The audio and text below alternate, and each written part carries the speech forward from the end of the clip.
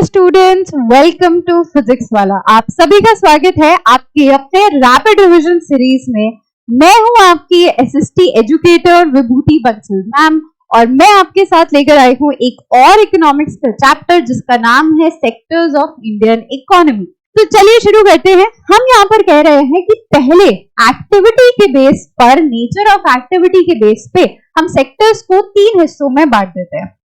हमारा सबसे पहला सेक्टर है प्राइमरी सेक्टर, दूसरा सेक्टर है सेकेंडरी सेक्टर और तीसरा सेक्टर है हमारा टर्शरी सेक्टर। प्राइमरी सेक्टर के अंदर हम रिसोर्स जनरेट कर रहे हैं, लेकिन नेचुरल रिसोर्सेज को एक्सप्लॉइट करके। नेचर से हमें कोई भी चीज मिलती है, हम वहां से कोई भी रॉ मटेरियल ले पाते हैं, वो सारी एक्टिविटीज हमारे प्राइमरी सेक्टर में आती है। इसीलिए इसको एक और नाम दिया जाता है एग्रीकल्चर एंड रिलेटेड सेक्टर का। Agriculture, fishing, dairy, mining, forestry, ये सब प्राइमरी सेक्टर के ही एग्जाम्पल्स हैं। सेकेंडरी सेक्टर की अगर मैं बात करूं, रॉ मटेरियल जो हमें प्राइमरी सेक्टर से मिलता है उसे हम कन्वर्ट करते हैं अपने फाइनल गुड्स में, और वो फाइनल गुड्स या तो किसी इंडस्ट्री या फिर डायरेक्टली कंज्यूमर तक पहुंचाया जाता है।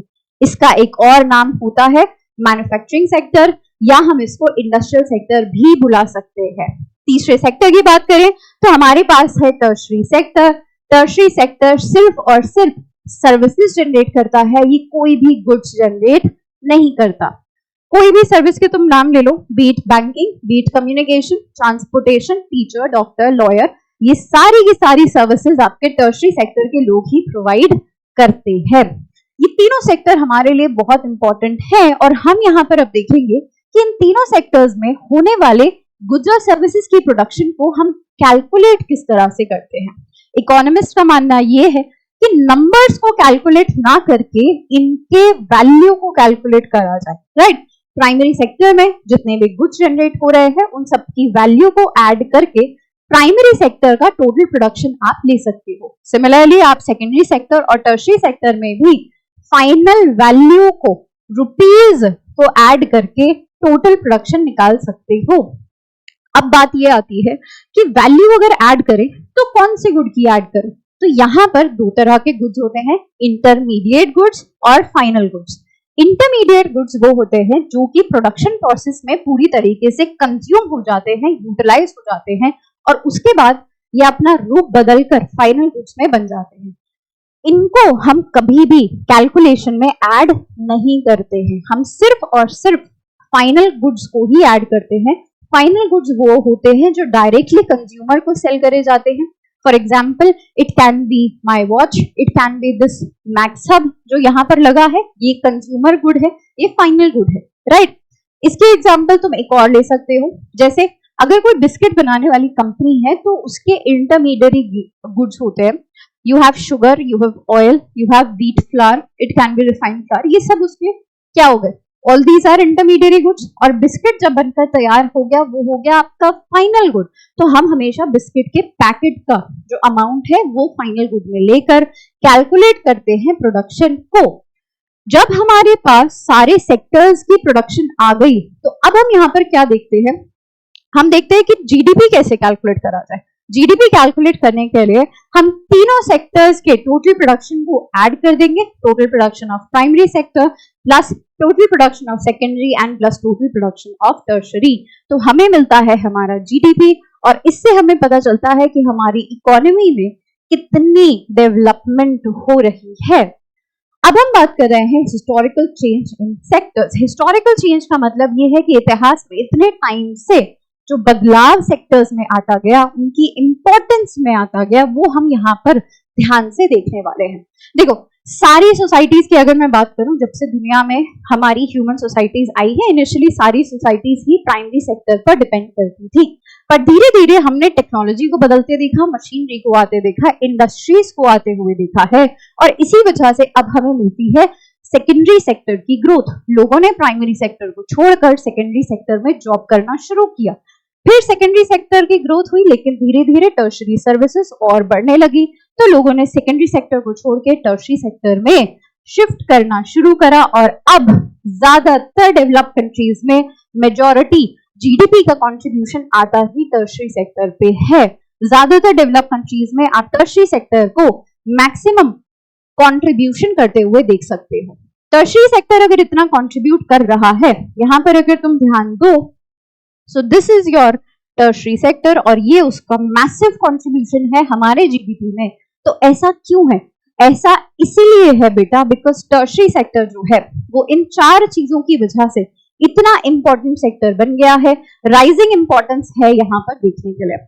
सबसे पहले हम कहते हैं, देखो कोई भी सरकार है, बेसिक सर्विसेज की मैं बात करूं, education, health, law and order, policing, administration officers, ये सब लोग आपके टर्शियरी सेक्टर में आते हैं और हर एक सरकार ये चीज अपने सिटीजन को इंश्योर करती ही करती है।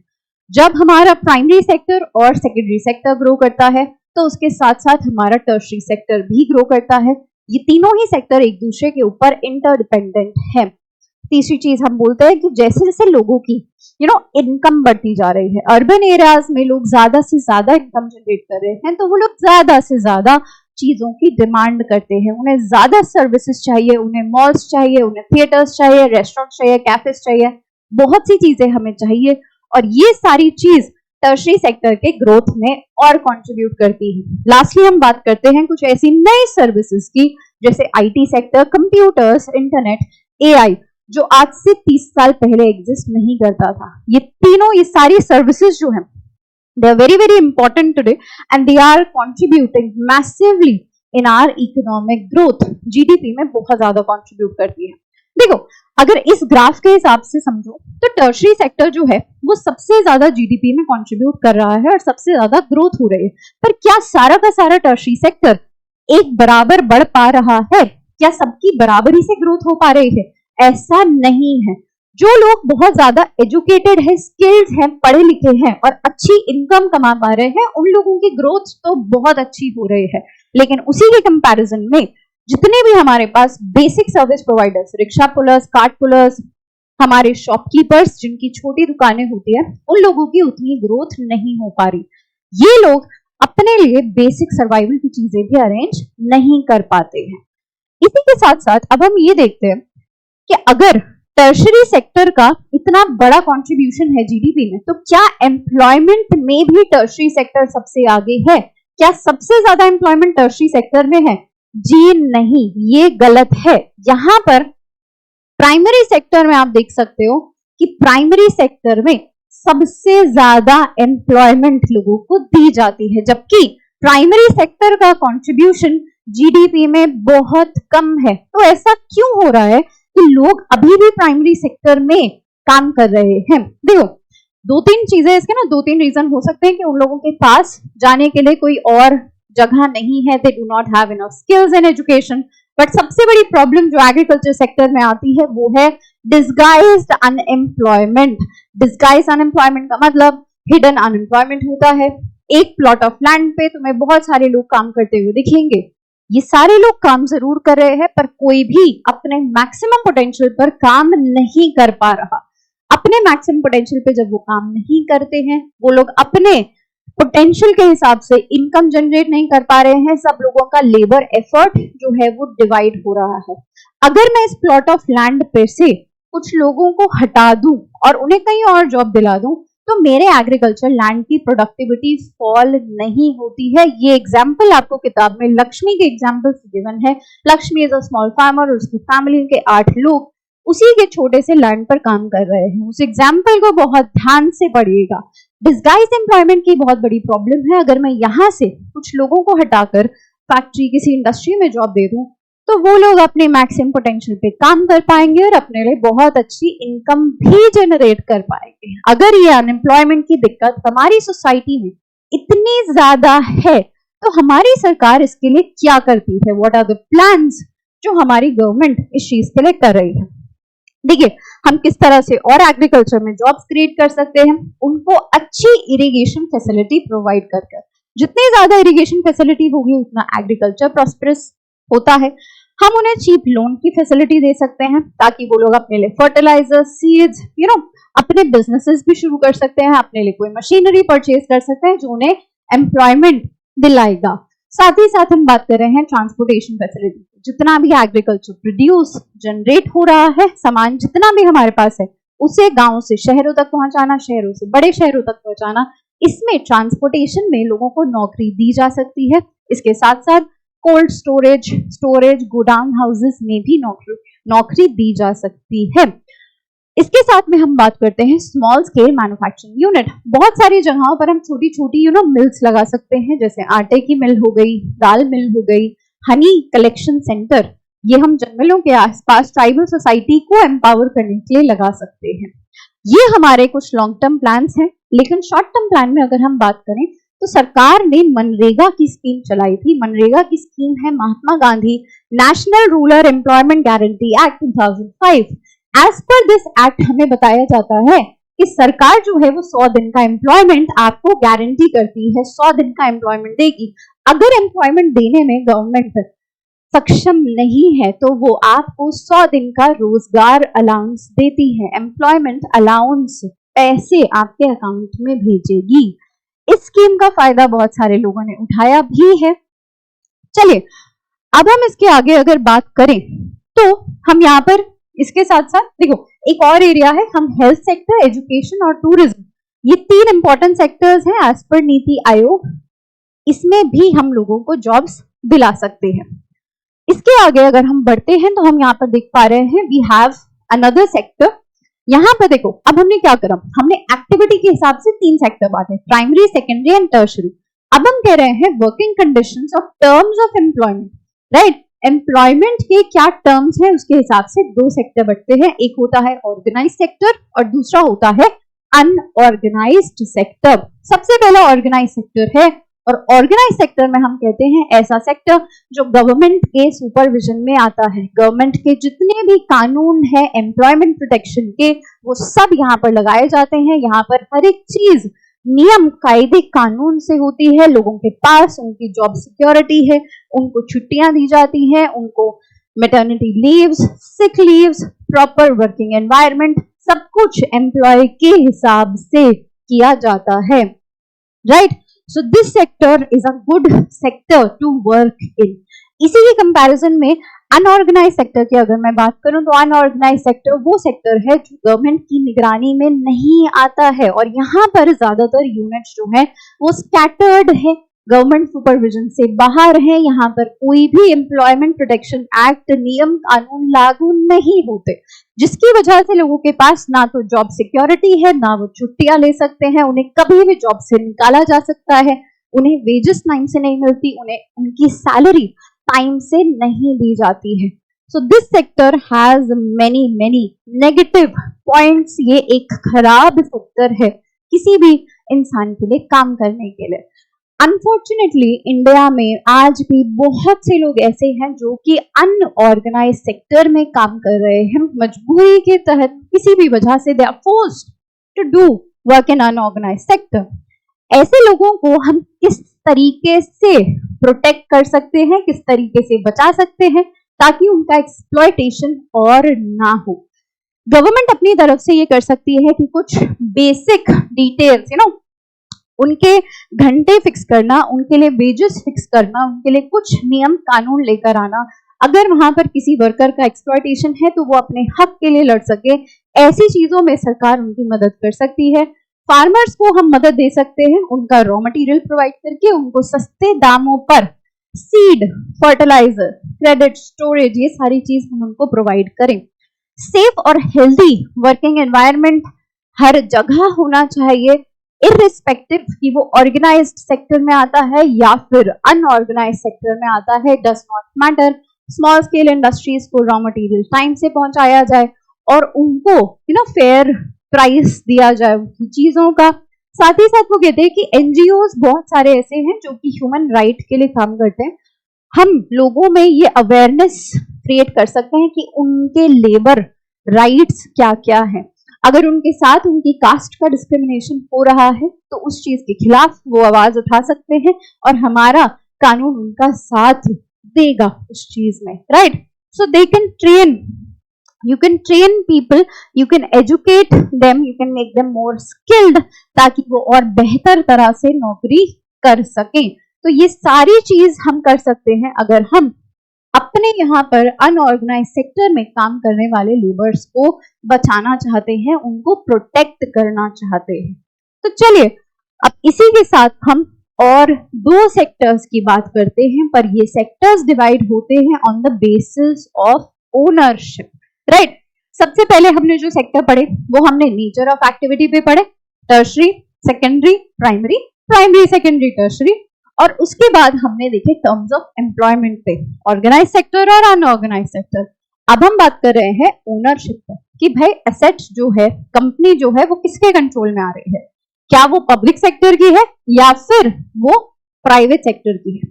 पब्लिक सेक्टर की अगर मैं बात करूं तो पब्लिक सेक्टर में आने वाली जितने भी गवर्नमेंट जितनी भी कंपनीज हैं, जितनी भी सर्विस आपको दी जा रही है, ये सब किसके कंट्रोल में आता है, ये सब सरकार के, गवर्नमेंट के कंट्रोल में आता है। तो government owns a majority of the asset and the services जो लोगों को दी जा रही है।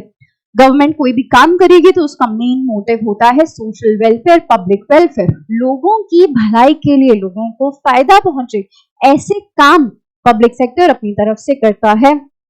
For example you have Indian railways, you have Indian postal services, ये सब हमारे फायदे के लिए काम करती है। हमें ये सारी चीज जो है वो बहुत ही रीजनेबल, बहुत ही सस्ते दामों पर प्रोवाइड करी जाती है। इसी के कंपैरिजन में जब हम बात करते हैं प्राइवेट सेक्टर की, प्राइवेट सेक्टर के अंदर ये सेक्टर एसेट या कंपनी की अगर तुम बात करो, ये या तो किसी इंडिविजुअल के कंट्रोल में आएगी या फिर ग्रुप ऑफ इंडिविजुअल्स के कंट्रोल में आती है और इनकी अपनी ओनरशिप होती है। प्राइवेट सेक्टर अगर आपको कोई भी सर्विस प्रोवाइड करेगा तो वो आपसे प्रॉफिट बनाने के इंटेंशन से काम करता है, उसको चाहिए मुनाफा, उसको चाहिए पैसा और पैसा। तो यहाँ पर जो प्राइवेट सेक्टर है उसका सोल मोटिव है to earn more and more profit. इसके अंदर आप रिलायंस का एग्जाम्पल ले सकते हो, उसके अंदर आप टाटा का एग्जाम्पल ले सकते हो, you can take any example. ये सब आपके प्राइवेट ओनरशिप की कंपनीज होती है, राइट। अब हम यहाँ पर इन दोनों में अगर कंपैरिजन करें तो देखो, public sector it is bound, obligated है। अगर सरकार है किसी भी देश में, इंडिया की तुम बात करो, अगर हमारे यहाँ पे डेमोक्रेटिक कंट्री है तो सरकार को हमारी भलाई के लिए बहुत सी चीजें करनी पड़ेंगी, बहुत सी बड़ी चीजों में हैवी एक्सपेंडिचर, जहाँ पे पैसा बहुत लगता है, जैसे मेट्रोज बनवाने में, आपके फ्लाईओवर्स बनवाने में, हाईवेज बनवाने में, इन सब चीजों में पैसा बहुत लगता है। इन सब चीजों के अंदर कौन ज्यादा पैसा लगाकर आपको ये सारी सुविधा प्रोवाइड करेगा, सिर्फ और सिर्फ पब्लिक सेक्टर करेगा। पब्लिक सेक्टर का कंट्रीब्यूशन हमारी इकोनॉमी में बहुत ज्यादा होता है। इस तरह से होता है, पब्लिक सेक्टर हमारे यहाँ पर इकोनॉमिक डेवलपमेंट ज्यादा से ज्यादा बढ़ाना चाहता है by expansion of infrastructure. Infrastructure में आपकी सारी creation of highways, roadways, railways, ये सब आ जाता है, एयरवेज, ये सब आता है। It creates more employment opportunities for people, लोगों को ज्यादा से ज्यादा इन चीजों में काम दिया जाता है तो नौकरियां भी मिलती हैं। साथ ही साथ फाइनेंशियल रिसोर्सेस, ज्यादा से ज्यादा फंड्स इन्वेस्ट करना डेवलपमेंट की तरफ, देश को चलाने के लिए ज्यादा पैसा इन्वेस्ट करना, ये एनकरेज करता है स्मॉल, मीडियम और कॉटेज इंडस्ट्रीज को। उनको बिजली कम दाम पे देके very very less rate is given electricity का, ताकि इनकी जो इंडस्ट्रीज हैं वो चल सके। सिमिलरली फार्मर्स की अगर तुम बात करो तो उनसे उनके अनाज MSP मिनिमम सपोर्ट प्राइस पर खरीद कर उसी अनाज को राशन शॉप के थ्रू लोगों तक पहुंचाना। तो इसमें देखो दोनों का फायदा हो रहा है कि किसान का फायदा भी है, उसको अपनी फसल का दाम बहुत अच्छा मिलता है, और इसके अंदर कंज्यूमर का फायदा भी है क्योंकि उसे फेयर प्राइस राशन शॉप के थ्रू बहुत सस्ते दामों में चीजें मिल जाती हैं, जो कि उनके हेल्थ स्टेटस को भी बनाने में मदद करती है, right. So you can see it here, ये सब कंट्रीब्यूशन जो है वो अपनी तरफ से पब्लिक सेक्टर आपके लिए करता है। पब्लिक सेक्टर को हेल्थ, एजुकेशन, ये सारी चीजों में कंट्रीब्यूट करना ही पड़ता है। They are obligated towards the society, towards us, and they have to serve us by giving all these facilities. Private sector आपको कभी भी चीज प्रोवाइड नहीं करेगा, अगर करता है तो पैसे भी वो आपसे ज्यादा लेता है, ज्यादा महंगी चीजें देता है, राइट। तो इसी के साथ हमारा चैप्टर होता है पूरा। आई होप आपको ये क्विक रिवीजन फटाफट से समझ में आए और आप इसका फायदा उठा सके अपने बोर्ड्स की प्रिपरेशन में। Till then, bye bye, take care.